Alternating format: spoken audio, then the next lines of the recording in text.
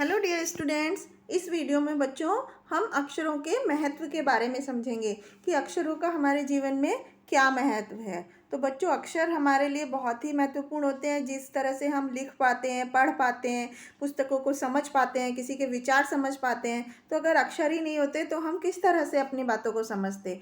तो बच्चों, जैसे ये अब हम जो किताब पढ़ रहे हैं ये भी अक्षरों से बनी हुई है। सारी पुस्तकें अक्षरों से बनी होती हैं। बहुत तरह के अक्षर होते हैं और अब तो लगभग करोड़ों पुस्तकें छप चुकी हैं। हर रोज़ पुस्तकें छपती हैं। तो इन अक्षरों में हजारों की तरह तरह के अक्षरों को मिला करके हम हजारों की संख्या में, तादाद मतलब संख्या में, रोज़ ही बहुत सारे अखबार पढ़ते हैं, समाचार पत्र जिनमें अक्षरों को मिला मिला कर ही बहुत सारी बातें लिखी होती हैं। तो बच्चों, हम इस बात की कल्पना भी नहीं कर सकते कि यदि हम अक्षरों को नहीं जानते तो आज इस दुनिया का क्या हाल होता।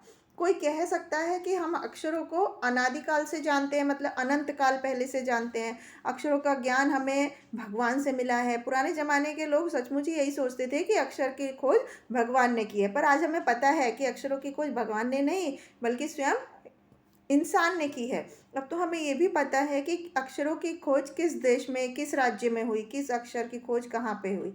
तो हमारी धरती में लगभग 5 साल पुरानी है। 2-3 अरब साल तक तो वनस्पतियों का ही इस धरती पर बोलबाला रहा। उसके बाद आदमी को कोई 5 लाख साल पहले आदमी ने जन्म लिया, जिसका धीरे धीरे विकास हुआ। कोई 10,000 साल पहले आदमियों ने गांव को बसाना शुरू कर दिया, खेती करने लगा, पत्थर के औजारों का इस्तेमाल करने लगा, तांबे और कांसे के बने हुए औजारों का इस्तेमाल होने लगा। प्रागैतिहासिक मानव ने, इतिहास से पुराने समय का जो मानव था, उसने चित्रों के जरिए अपने भाव व्यक्त किए, अपनी फीलिंग्स व्यक्त की। जैसे पशु पक्षी के, आदमियों के वो चित्र बनाने लगा। चित्र के संकेतों के बाद भाव संकेत अस्तित्व में आए, भाव संकेत आए। जैसे कि एक छोटे से वृत्त, मतलब सर्कल के चारों तरफ किरणों के लिए लाइन खींच देते थे, उससे पता चला कि वो सूर्य का चित्र है। बाद में पता चला यही ताप का, धूप का संकेत है। तो इस तरह से इनको भाव संकेत बोलते हैं। उसके बाद बहुत समय बाद जाकर अक्षरों की खोज हुई। तो अक्षरों की खोज लगभग 6,000 साल पहले ही हुई है, जिसमें अक्षरों की खोज के साथ बच्चों एक नया युग की शुरुआत हुई है। आदमी अपने विचार को, अपनी बातों को, अपने हिसाब किताब को लिख कर रखने लगा।